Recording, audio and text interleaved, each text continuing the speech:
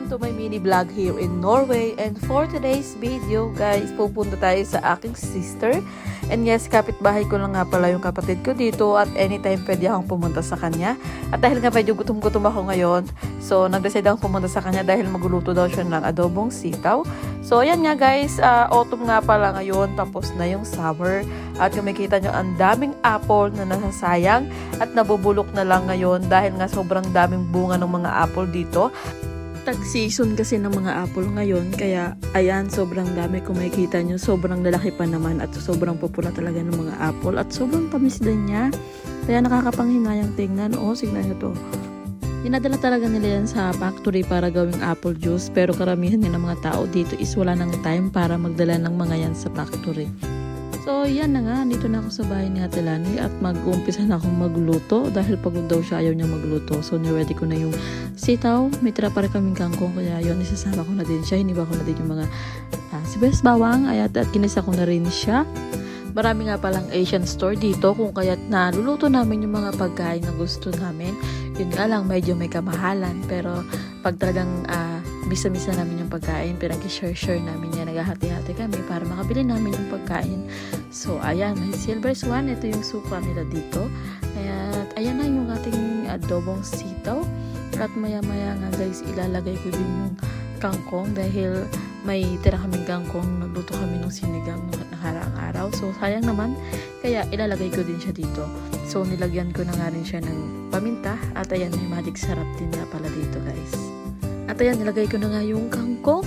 After nyan guys, maya-maya maluluto na yan. Hinihintay ko lang yung isa naming sister para mag-upisa na kaming kumain. At ayun nga, maya-maya lang nandito na yung aming older sister. At ready na rin yung aking nilutong adobong sitaw. So, kakain na kami nito. At yes, sobrang namiss namin kumain. Wala yung aming youngest sister kasi medyo malayo siya sa amin dito. Pero sa mga susunod na buwan, baka makasama na rin namin siya rito palagi kasi lilipat siya rito malapit sa amin. At katulad nga sa Pilipinas, kapag hindi kami kasya sa mesa, sasahig kami kumakain. So, yun din yung ginagawa namin dito kasi yung table ni Tentay is masyadong maliit siya. Mabilis ang kain lang. Pagtapos na yan, si Ate Claire nga pala yung toko sa paghuhugas. At maya-maya nga lang ay naupo muna kami saglit sa kama ni Ate Lani at nagkwentuhan. At ito nga naisipan namin kumuha ng ice cream. At itong ice cream to sobrang cute. Ang liit-liit lang niya, as in talagang pang bata lang talaga siya or pang baby.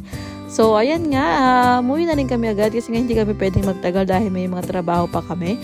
And then ito pagkalabas namin nakita ni Ate yung apple na hitik sa bunga. Talagang nanghihinayang kami dito dahil nga sobrang dami na nasasahig lang. So nag-decide siya na kumuha ng apple at iuwi daw niya sa kanilang bahay.